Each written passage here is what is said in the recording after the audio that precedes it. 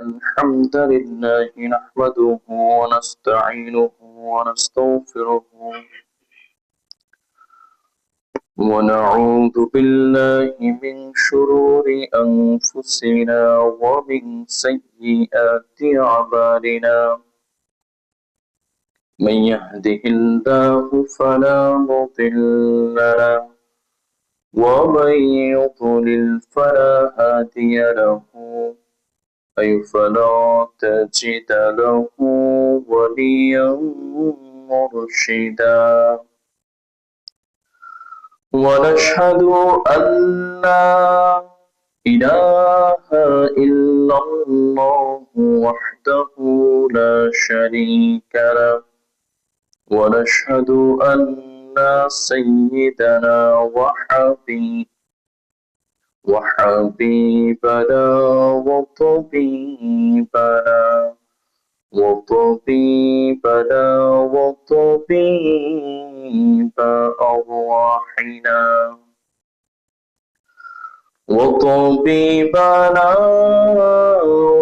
وطبيب أرواحنا محمدا عبد الله ورسوله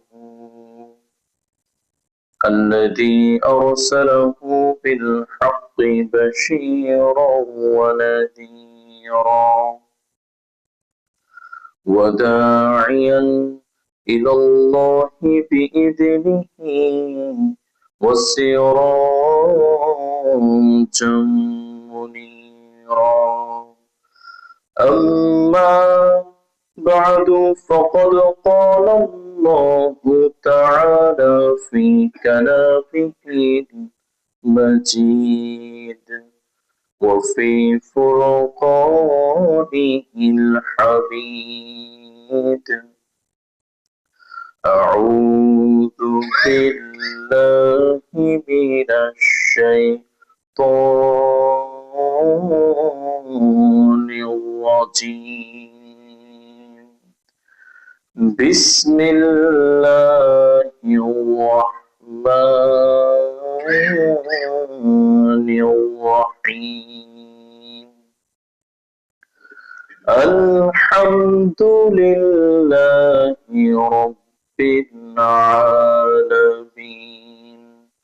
الرحمن الرحيم مالك يوم الدين إن الله وملائكته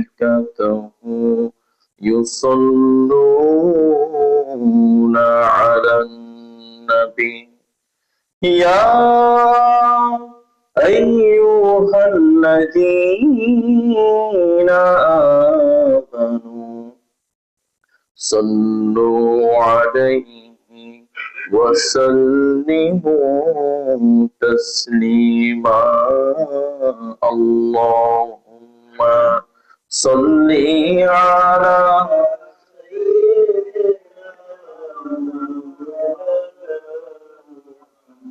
وعلى آل سيدنا مولانا محمد اللهم صل على سيدنا وعلى آل سيدنا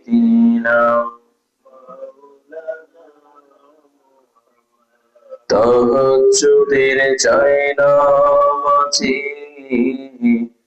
মরণ দিও প্রভু আমায় ইকামতে দ্বীনের কাজে কবুল করে নিও আমায় আল্লাহুম্মা সাল্লি আলা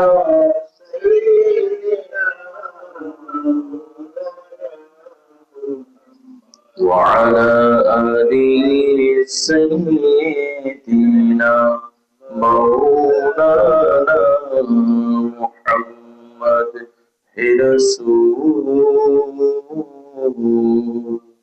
তোমারই জন্য মন কাঁদে, আখি কাঁদে, ভুবন কাঁদে, তোমারই জন্য মন কাঁদে, আখি কাঁদে, ভুবন কাঁদে, শুধু বেদনা হৃদয়ে সে বাসা বাঁধে, তোমারই জন্য মন কাঁদে, আখি কাঁদে, ভুবন কাঁদে। আল্লাহুম্মা সাল্লি আলা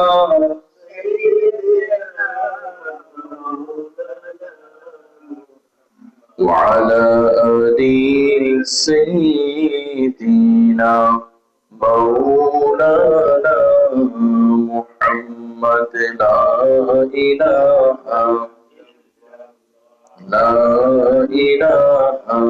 إلا الله لا إله سبحان الله الحمد لله لا إله لا إله لا إله لا إله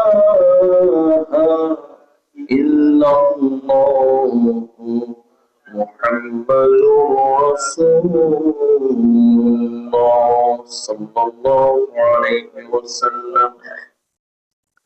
সম্মানিত প্রিয় ভাইয়েরা, আমরা আল্লাহ পাক রব্বুল আলামিনের দরবারে নত শিরে শুকরিয়া আদায় করছি যে মহান আল্লাহ পাক রব্বুল আলামিন আমাদেরকে আজকের এই চমৎকার জুমার মজলিসে অগ্রভাগে একত্রিত হয়ে আল্লাহ তাআলার মহিমা, বরকত এবং রহমত নিয়ে এসে বসার তৌফিক ইনায়েত করেছেন। তার জন্য প্রত্যেকে আমরা আল্লাহর জন্য শুকরিয়া পাঠ করছি আলহামদুলিল্লাহ।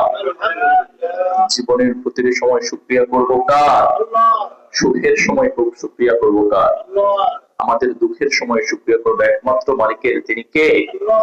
সম্মানিত প্রিয় ভাইয়েরা আমার, একই সাথে আমরা দুরূদ এবং সালাম পেশ করছি আমাদের নূর নবীজি মুহাম্মদুর রাসূলুল্লাহ সাল্লাল্লাহু আলাইহি ওয়াসাল্লামের শান মুবারকে, যার আনিত বিধান বাস্তবায়ন আমাদের জীবনের একমাত্র দায়িত্ব, আমাদের জীবনের একমাত্র উদ্দেশ্য, একমাত্র লক্ষ্য এবং কর্তব্য। সম্মানিত প্রিয় ভাইয়েরা, আল্লাহ রাসূল সাল্লাল্লাহু আলাইহি ওয়াসাল্লাম তিনি মক্কার মানুষের কাছে কোরআনকে পৌঁছে দিয়েছেন।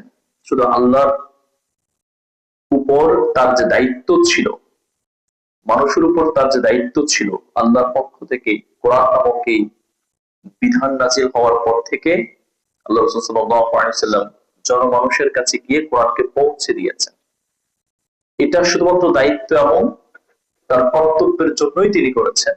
মানুষকে কোরআন দিয়ে জ্ঞান অর্জন করাবার জন্য, সমাজকে পরিশীলিত করবার জন্য, পরিশুদ্ধ করবার জন্য কোরআনের বিকল্প কিছুই ছিল না। এই কোরআন দিয়ে তিনি সমাজকে পরিশীলিত, পরিশুদ্ধ করেছেন। সুবহানাল্লাহ। আজকে আমাদের সুযোগ হয়েছে, আমরা আল্লাহ রাসূল সাল্লাল্লাহু আলাইহি ওয়াসাল্লাম যেভাবে মানুষের কাছে কোরআন শোনাতেন, যেভাবে সাহাবায়ে কেরামরা তার পাশে বসে কোরআন শুনতেন, আল্লাহ আমাদেরকেও সেই সৌভাগ্য দান করেছেন, ঠিক কিনা? এই জন্যই আমরা আল্লাহর কাছে পড়ি আলহামদুলিল্লাহ। আজকে আমরা দুর্ভাগ্যদের অন্তর্ভুক্ত হতে পারতাম, আজকে আমাদেরকে আল্লাহ তাআলা সৌভাগ্যশালী করেছেন। আমরা এই সৌভাগ্যের জন্য আল্লাহর প্রশংসা করি, আল্লাহর শুকরিয়া করি আলহামদুলিল্লাহ। সম্মানিত প্রিয় ভাইয়েরা, আমরা ধারাবাহিক তাফসিরে ছিলাম। আজকে আমাদের ধারাবাহিক তাফসিরের দ্বিতীয় যে তাফসিরের যে আজকে দ্বিতীয় ধারা ছিল, সেটা হচ্ছে, আমি বলেছিলাম যে সূরাতুল ফাতিহা নিয়ে আমি কথা বলছিলাম। আমরা বিগত জুমআতে সূরাতুল ফাতিহার নাম সম্পর্কে জেনেছি, মনে আছে তো সবার? হ্যাঁ, ভোলা যাবে না কিন্তু, ইনশাআল্লাহ মনে রাখতে হবে। তো সূরাতুল ফাতিহার নামের পরে আজকে আমরা সরাসরি তাফসিরে ঢুকবো ইনশাআল্লাহ। আল্লাহ তাআলা এই সূরাকে 3 ভাগে বিভক্ত করেছেন। সবাই আমার দিকে তাকাতে হবে। হ্যাঁ, আমার সাথে কারো রাগ আছে? হ্যাঁ, তাহলে হুজুরের চেহারা দেখতে হবে ইনশাআল্লাহ। চেহারার অর্থ হচ্ছে আমরা যা শুনবো সেটা যেন বুঝতে পারি।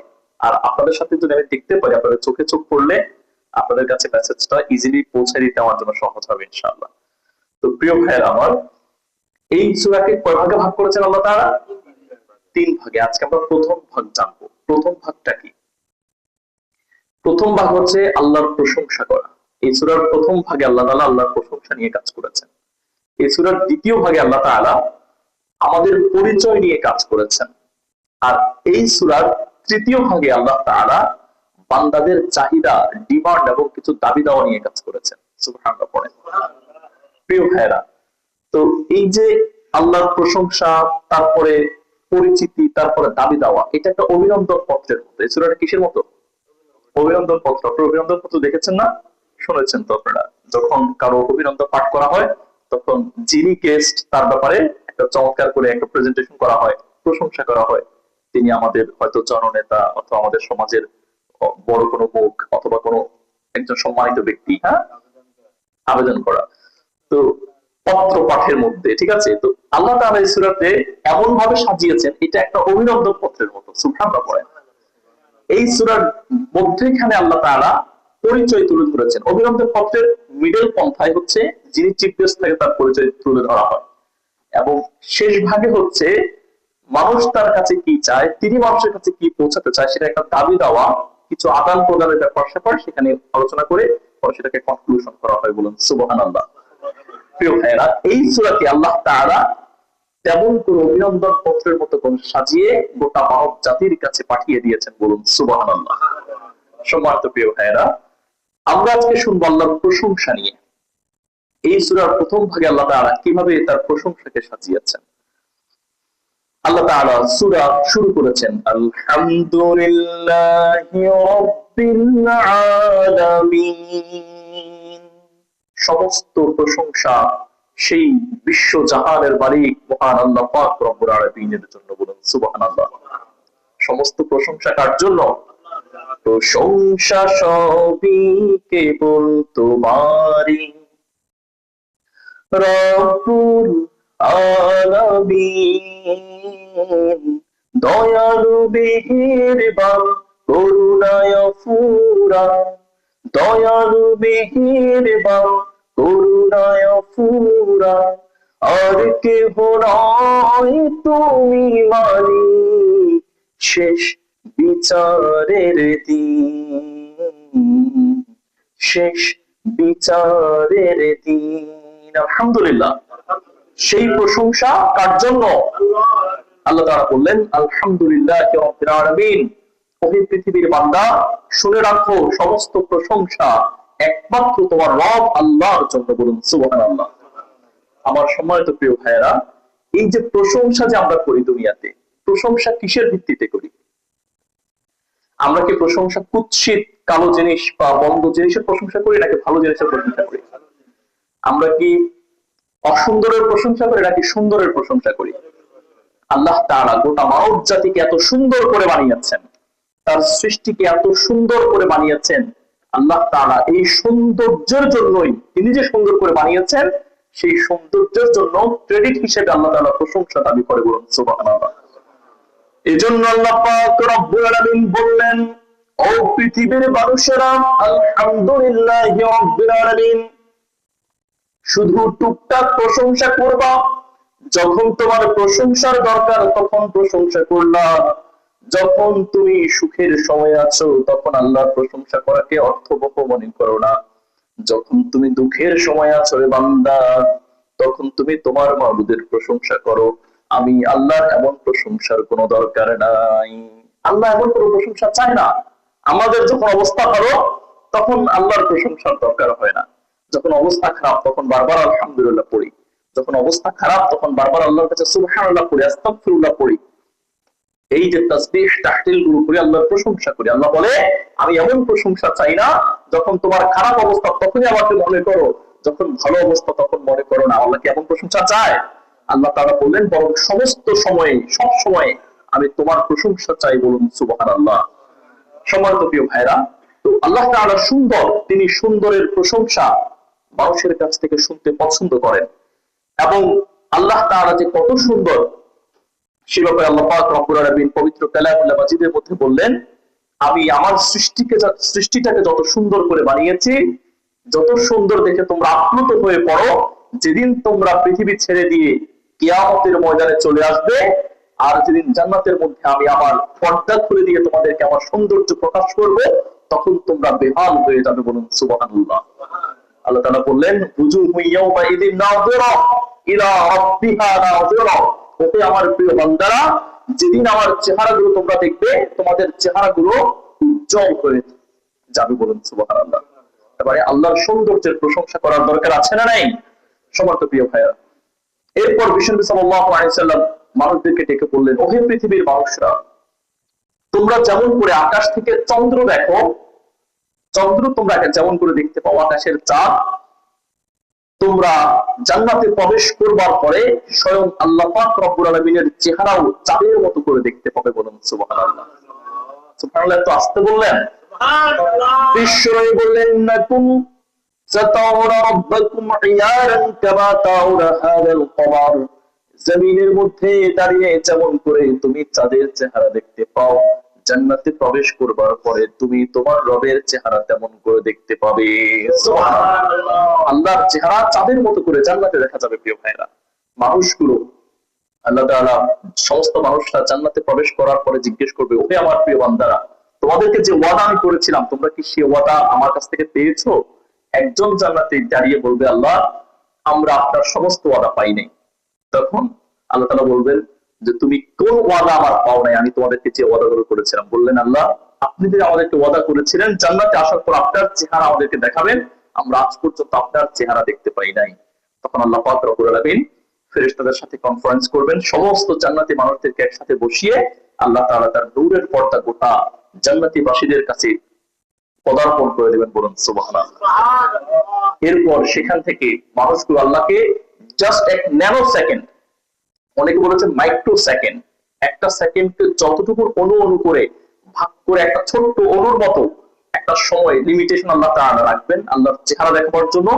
ওই চেহারার দিকে তাকিয়ে মানুষগুলো অবাক হয়ে যাবে, কি যেন দেখলাম, আমার চোখের সামনে কি যেন এক পর্দা উঠেছে, আমি ওই কি পর্দা যেন দেখলাম। আল্লাহর ওই পর্দা দেখার পরে প্রিয় ভাইরা, জান্নাতি মানুষগুলো বেহুশ হয়ে যাবে। বলুন সুবহানাল্লাহ। সম্মানিত প্রিয় ভাইরা, আমরা বুঝতে পারছি তো ইনশাআল্লাহ? আল্লাহ তাআলা আমাদেরকে আল্লাহর সেই নূরের পর্দা দেখার, তার নূরের চেহারা দেখার সৌভাগ্য আমাদেরকে দান করুন, করিয়া আমিন। সম্মানিত প্রিয় ভাইরা, বিশ্বনবী সাল্লাল্লাহু আলাইহি ওয়াসাল্লাম মসজিদে নববীতে একদিন নামাজ আদায় করছিলেন। নামাজ আদায়ের মুহূর্তে তিনি রুকুতে গিয়ে বললেন আল্লাহু আকবার, রুকু থেকে দাঁড়িয়ে বললেন সামি আল্লাহু লিমান হামিদা। তো যখন তিনি সামি আল্লাহু লিমান হামিদা পড়লেন, সমস্ত সাহাবায়ে কেরামরা পড়লেন রব্বানা ওয়া লাকাল হামদ। একজন সাহাবী বললেন হামদান কাসীরান তাইয়িবান মুবারাকান ফীহি। একজন সাহাবী বললেন, আল্লাহ রাসূল সাল্লাল্লাহু আলাইহি ওয়াসাল্লাম সেটা শুনতে পেলেন, নামাজ শেষ করলেন। নামাজ শেষ করার পরে জিজ্ঞেস করলেন, তোমাদের মধ্যে একটা প্রশংসনীয় বড় করে বাক্য অন্য কোন এক সাহাবী বলেছেন, তিনি কে? দাঁড়ান। তখন সাহাবায়ে কেরামরা ভয় পেয়ে গেলেন। আমি তো বলি নাই, যিনি বলেছেন সেটা তো রাসূল সাল্লাল্লাহু শুনতে পেয়েছেন, কিন্তু সব সাহাবীরা তো তা বলেন নাই। তারা ভয় পেয়ে গেলেন।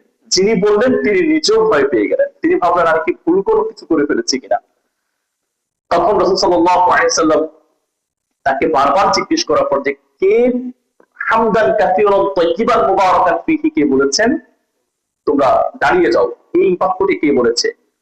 তখন অনেকক্ষণ পর রাসূল সাল্লাল্লাহু আলাইহি ওয়াসাল্লাম বলার পরে ওই সাহাবী দাঁড়িয়ে বললেন, রাসূল, আমি হামদান কাসীরান তাইয়িবান মুবারাকান ফীহি বলেছি। তখন রাসূল সাল্লাল্লাহু আলাইহি ওয়াসাল্লাম বললেন, আল্লাহ তোমার উপর রহম করুন। বলুন সুবহানাল্লাহ। কেন রাসূল সাল্লাল্লাহু আলাইহি ওয়াসাল্লাম কথা বললেন?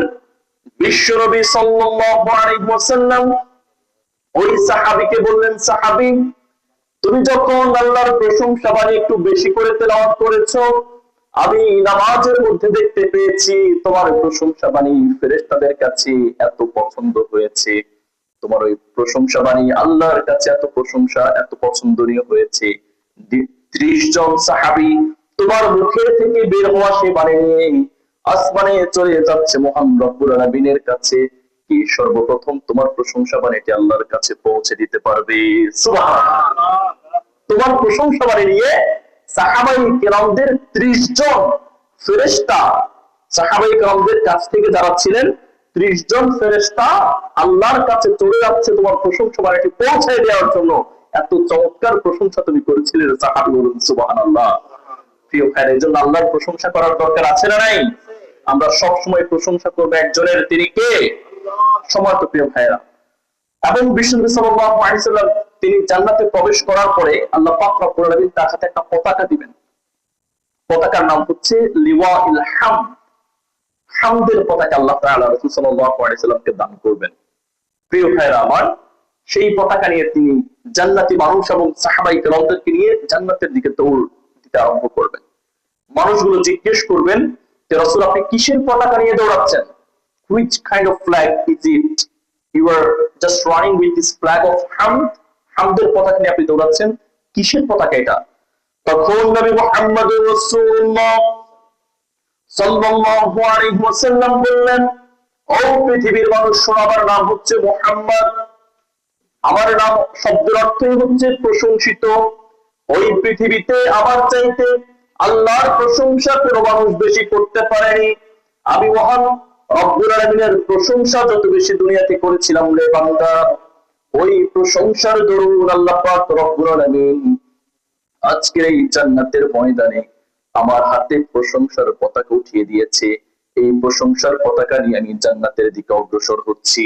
সুবহানাল্লাহ। আমার নাম হচ্ছে মুহাম্মদ, আমার নাম হচ্ছে আহমদ, মানে প্রশংসিত। আল্লাহ তাআলার প্রশংসা রাসূলের চাইতে বেশি কেউ করতে পেরেছে? কেউ করতে পারে নাই। রাসূল ছিলেন আল্লাহর সবচেয়ে বেশি প্রশংসিত বান্দা, আর আমি সে প্রশংসা করবার দরুন আজকে আল্লাহ তাআলা আমার হাতে প্রশংসার পতাকা উঠিয়ে দিয়েছে। সুবহানাল্লাহ পড়েন। সম্মানিত প্রিয় ভাইয়েরা, এজন্য আল্লাহ পাক রব্বুল আলামিন গোটা মানুষদেরকে ডেকে বললেন, ও পৃথিবীর মানুষগুলো শোনো, আলহামদুলিল্লাহি রাব্বিল আলামিন। তোমরা সব সময় প্রশংসা করবা একজনের, তিনি কে? আল্লাহর প্রশংসা করো, তিনি বিশ্ব জাহানের মালিক, তার প্রশংসা করো। সম্মানিত প্রিয় ভাইয়েরা, এবং সেই প্রশংসার আমরা কথা বললাম। আল্লাহ পাক রব্বুল আলামিন আল্লাহর শুকরিয়া দান করবার তৌফিক আমাদেরকে দান করুন, করিয়া আমিন। সম্মানিত প্রিয় ভাইয়েরা, আয়াতের দ্বিতীয় অংশ, রব্বিল আলামিন, রব, আমাদের রব একজন, তিনি কে? আল্লাহ আমার রব, এই রবি আমার সব, দবে দবে তোর মনে তারি অনুভব। তোমার দুনিয়াতে আমি যেদিকে তাকাই, অথই নিয়ামতে ডুবে আছি সবাই। পাখ পাখালির সুরে বড় তাসবিহ করো রব, তাসবিহ করো রব। আল্লাহ আমার রব, এই রবি আমার সব। আলহামদুলিল্লাহ পড়েন। সম্মানিত প্রিয় ভাইরা, আল্লাহ তাআলা বললেন আলহামদুলিল্লাহি রাব্বিল আলামিন, he is the lord of the worlds. তিনি পৃথিবীর মালিক, তিনি পৃথিবীর রব। প্রিয় ভাইরা, রব শব্দের অর্থটা কি?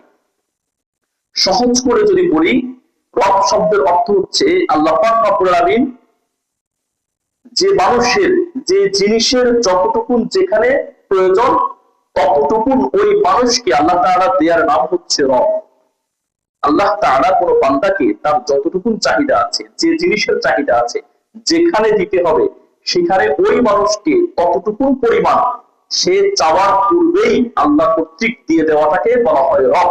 বলুন সুবহানাল্লাহ। আমাদের কি চাওয়া আছে, আমাদের কতটুকুন চাওয়া আছে, কোথায় আমাদের চাওয়া আছে, এটা আমাদের চাইতেও ভালো জানেন কে?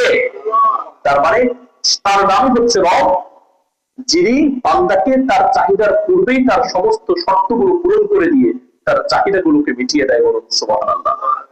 এজন্য আল্লাহ পাক রব্বুল আলামিন হচ্ছে তিনি গোটা মানব জাতির রব, তিনি বিশ্ব জাহানের রব, তিনি এই আলামিনের রব। বলুন সুবহানাল্লাহ।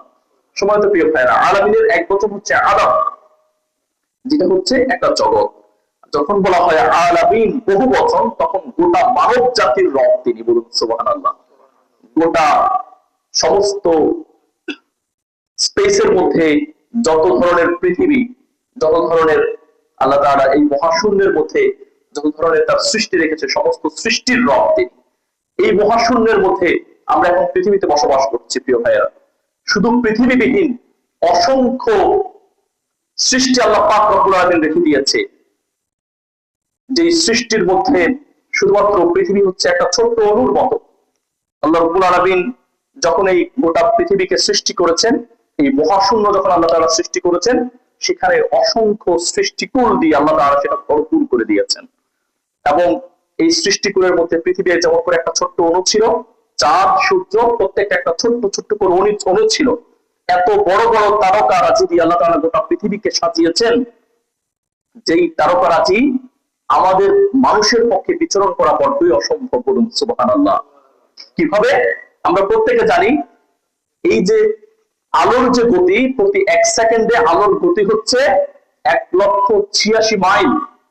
প্রতি 1 সেকেন্ডে আলোর গতি বর্তায়, প্রতি 1 সেকেন্ডে 1,86,000 মাইল। আমরা যদি মানুষরা তার চেয়েও বেশি শক্তিশালী হয়ে আল্লাহর গোটা বিশ্ব ভান্ডারকে বিচরণ করতে চাই, এভাবে কয়েকটা লাইট ইয়ার চলে যাবে, আমরা আমাদের সাধ্য দিয়ে গোটা পৃথিবীতে আল্লাহর সৃষ্টির মধ্যে থেকে সমস্ত তারকারাজি গুলো, তার সৃষ্টিকুল আমরা বিচরণ করা বড্ডই অসম্ভব। কারণ হচ্ছে বিলিয়ন বিলিয়ন সৃষ্টিকুল আল্লাহ তাআলা তার স্পেসের মধ্যে রেখে দিয়েছেন।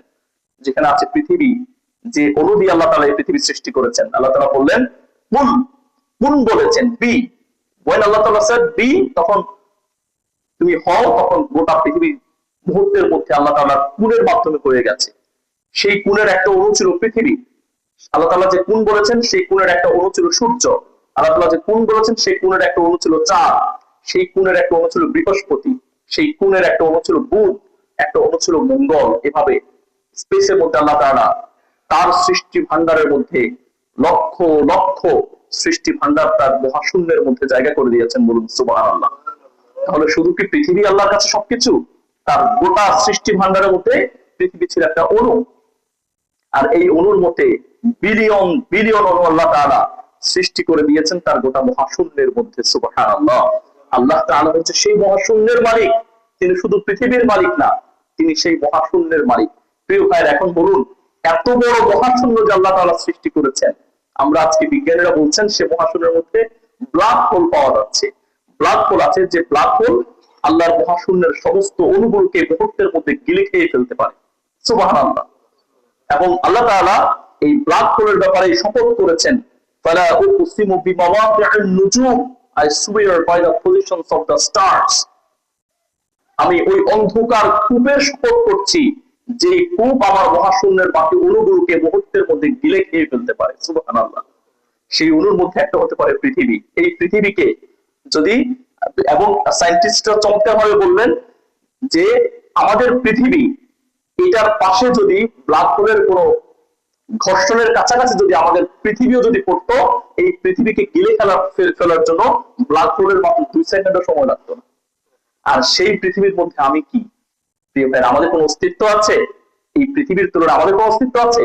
আমরা যদি চন্দ্র, সূর্য, গ্রহ তারার কথা বলি, সেই এত এত স্টারের মধ্যে এই পৃথিবীর কোনো অস্তিত্ব আছে?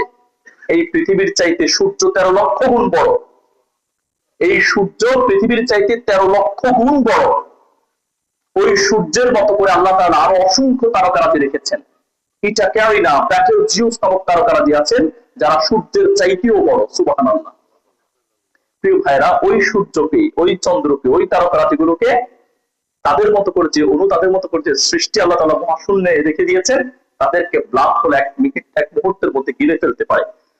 এজন্য আল্লাহ পাক বললেন, পৃথিবীর মানুষ শোনো, প্রশংসা করো সেই মালিকে, আলহামদুলিল্লাহি রাব্বিল আলামিন, যেই মালিক হচ্ছে শুধুমাত্র তোমার রব নয়, যে মালিক তোমাদের মাত্র মানব জাতির রব নয়, ওই মালিক হচ্ছে এমন রব, তোমরা যে পৃথিবীতে বসবাস করছো, ওই পৃথিবীর মতো মিলিয়ন মিলিয়ন বিলিয়ন ট্রিলিয়ন যে মহাশূন্যের মধ্যে আমি স্পেস রেখে দিয়েছি, যে স্পেসের মধ্যে আমি আমার সৃষ্টি ভান্ডারকে রেখে দিয়েছি, তোমার আল্লাহ হচ্ছে সমস্ত সৃষ্টি ভান্ডারের রব। সুবহানাল্লাহ।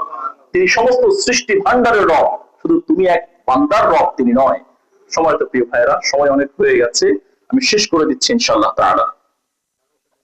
হ্যাঁ, এরপর আল্লাহ পাক রব্বুল আলামিন বললেন, আর রহমানির রহিম, আমি হচ্ছি পরম করুণাময়, আমি হচ্ছি পরম দয়ালু। প্রিয় ভাইয়েরা, আমাদের সময় অনেক হয়ে গেছে, আমরা ইনশাআল্লাহ নেক্সট জুমাতে আমরা বাকি কথা শুনবো। তো সেক্ষেত্রে, my beloved brothers in Islam, I will basically talking about Surah Al-Fatiha. And I said at our previous Jum'ah that Allah subhanahu wa ta'ala divided the surah into three variables. The first one is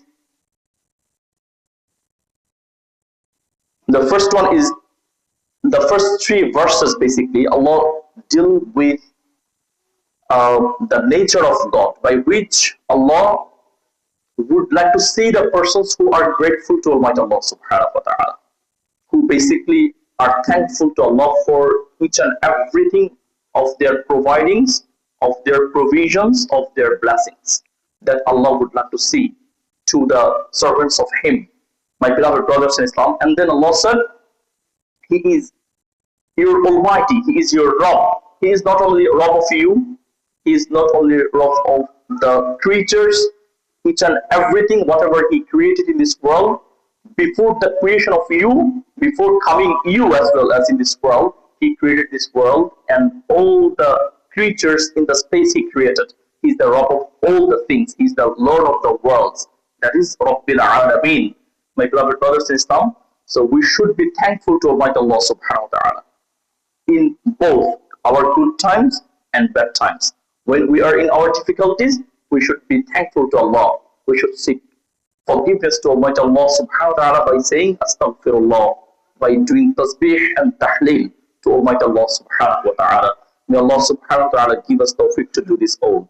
Ameen. Jazakallah. هذا ما عندي والعلم عند الله عليه توكلت وإليه أنيب والسلام عليكم ورحمة الله وبركاته.